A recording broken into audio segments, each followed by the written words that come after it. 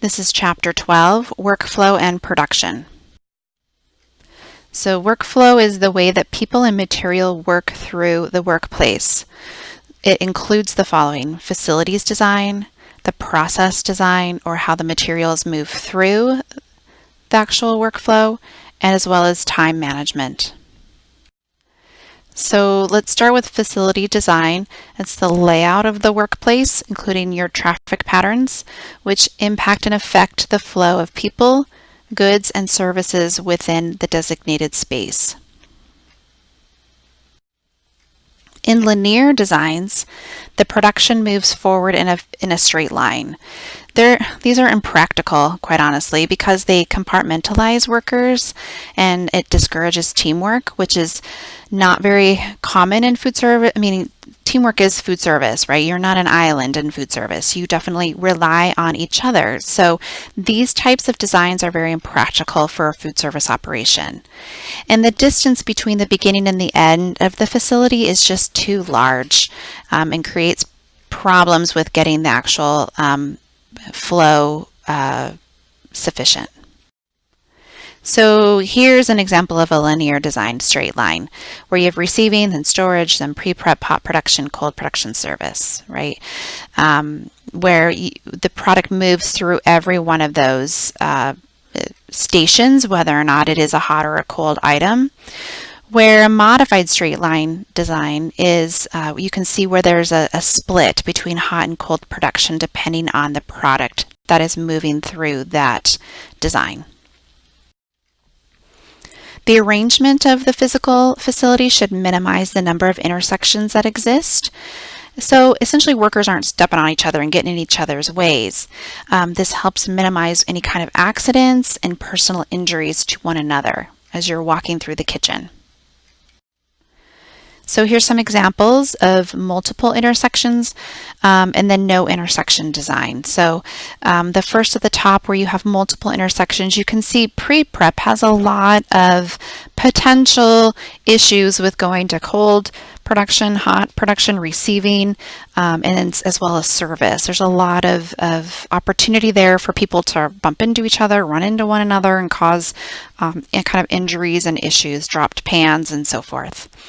No intersection design is more clear-cut. You can see there's no crossover. There's no potential issue or area for problems to occur. So facilities design and process design are interdependent and complementary.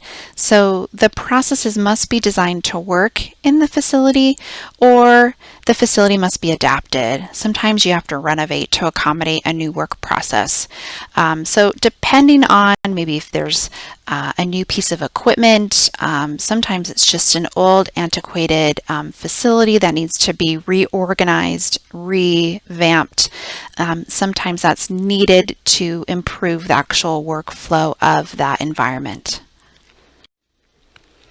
Time management is important, especially for complex and non-routine tasks, and it's usually based on a master schedule. Hopefully, there's a master schedule in place, usually developed by a management or a management team. It plans for the movement of work across time, and it's used to follow progress and keep yourself on time, your deliverables on time. So you know you have to serve lunch by 12:30. That master schedule basically backs up everything that needs to happen, so you know what time you need to start in order to finish every item needed for lunch by that deliverable time of 12:30. So management's typically involved in job design. So jobs sometimes need to be restructured to fit the needs of the employee and respond to changing environment, technology, and it could be called re-engineering, which job design really includes, okay, what goes into this job itself? What's required? What kind of tasks are done? And what's needed for this specific job? So when you're doing this, oftentimes you have to do a task analysis. What's required? what could we do to make it a little bit more simple if we can do that? And maybe we need to rotate the positions. And we'll also talk about job enlargement and job enrichment and what those mean within job design. So task analysis really looks at conducting a detailed observation of how the job's done. Looks at if increases of efficiency are needed or if safety standards need to be improved and can be achieved. Managers can do this by watching their employees directly, or they can record. There's that Hawthorne effect, which you may remember from 343, right? People act differently when they are being observed doing a task. They can either do it slower or much faster than they normally do. So sometimes, I know video recording sounds odd, but sometimes that's a better way to observe employees doing a task because they don't feel like they've got a set of eyes on them directly, which can change their amount or speed of which they do the work. So all this information can be gathered really to look at how can we simplify the position if we can, how maybe there's a better way to do things. When they're trying to simplify tasks, it's careful to consider some ergonomics to avoid those repetitive stress injuries. And these are fairly common in a kitchen. Kitchen work is it can be physically tasking, and it can be repetitive in nature. So looking at how to prevent those stress injuries, like maybe carpal tunnel or issues with one's arms or elbows or things of that nature. So trying to find different ways to do things and prevent those repetitive stress injuries. So this gives you an example, a schematic of maybe how you can set up a line to have it more ergonomically sound. Okay, so a worker has to bend over and reach a lot of hot food. So they're having to totally reach over the bin where all the dishes are, and so the more they have to bend over, the more potential issue of lower back issues or pain. In B, the way it's set so it's they're able to just reach and not have to reach over the bin of dishes. In C, the proper position for left and right-handed workers. So being mindful of what their dominant hand is and ensuring that they can utilize their dominant hand when serving up food. Job rotation is the practice of having workers do different jobs at different times. This can mix things up, increase some satisfaction, minimize that potential for repetitive stress. It does require some cross-training, but most managers believe that this is a good thing, particularly when you may have somebody that's out sick or out on vacation. You now have multiple people or at least one other individual that knows that job and can do that job in lieu of the original employee. Job enlargement. This is sometimes called multi-skilling. It's increasing the tasks that can be done within a specific job. So adding additional skills. So an example here they have is RDs. They can learn to monitor a patient's blood glucose in not only just nursing, but RDs can do that as well. So it's adding more skill sets to an already designed or written job description. Job enrichment is adding variety and increasing the knowledge required to do the job.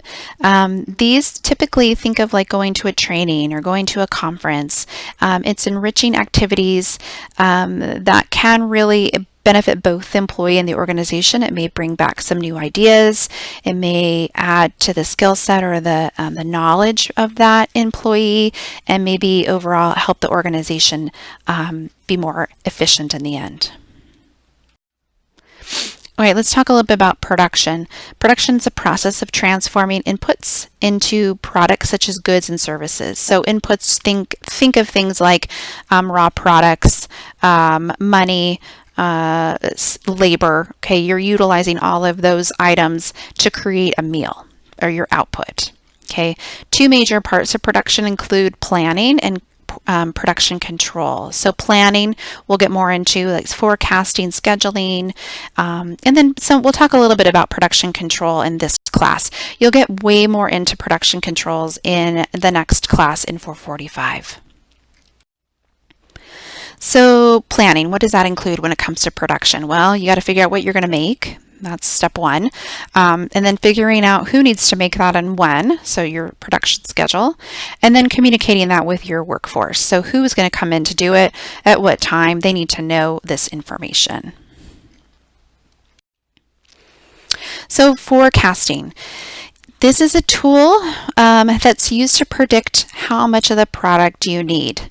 This is how much you're going to make and how much of each of those products are going to be required. So I often call forecasting a science and an art. Okay, knowing how much you're going to make, you use data to help you with this. And again, we talk a lot more in detail about this in 445, but forecasting is a big part of a manager's job in production and trying to figure out, okay, if we have 6 different items on the menu, how much of each of these items are we going to make? And then what ingredients are required for each of those items and how much of those ingredients do we need to purchase? In addition to forecasting, then you have a schedule of when these items are going to be made. This is a document that specifies what and how much is to be produced, at what time, and by whom. So this is like a master schedule, okay? And sometimes production schedules can be very general. They may not include a name of an individual that's going to make the item. It may just be a general item, say pizza or macaroni and cheese. Or it could delineate exactly who it is that's going to be creating that item. So cook 1 does the pizza, cook 2 does the macaroni and cheese. It just depends, and I know I say that a lot throughout this, it depends, because there is a lot of leeway when it comes to how production schedules are written and managed. And the organization size will often dictate how specific a production schedule will get with delineating employees and specific food items. Most managers will schedule production meetings when they meet with their employees to figure out and discuss production issues and also to discuss what's going to be made for the upcoming week. I remember when I was an intern at the VA, we would have these meetings on a weekly basis, and oftentimes the cooks would come in and say, well, this didn't go over very well last time we made it, or this took much longer than anticipated. We need more time. So it's a good time to have that communication with your kitchen staff as with the managers to discuss any issues that they may not already be aware of, and to head off any sort of problems that you might have in the middle of production. Production control. That's the process of monitoring production during and after it's occurred. Essentially determining if the plans are being met, make adjustments. So did you need more time? Did you need less time? Did you produce what you thought you were going to produce? In other words, inspect what you expect. And so that's when as a manager, you're expected, or the intent is for you to walk around and to actually see what's happening. What is being produced? Is the right amount being produced? What kind of adjustments need to be made? Production controls in food service include the following. We're going to briefly touch on these. Again, you will see these more in detail come 445. So what's a standardized recipe? This is a recipe that gives a known quantity of known quality ingredients to establish the amounts needed to continuously reproduce the same high quality product. Okay, what does that mean?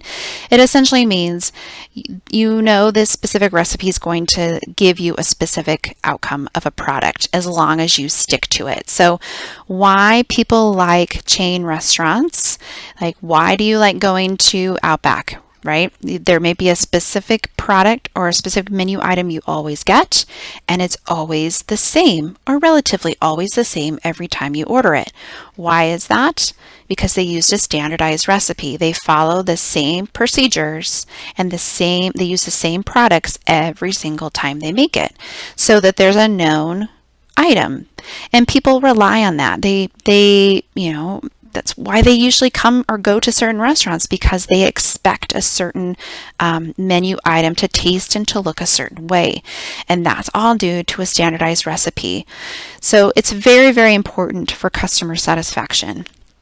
It's also very important for budget and to keep control of food costs. You know how much item you need to purchase in order to make a certain amount of this recipe, and thus it helps you control your food costs.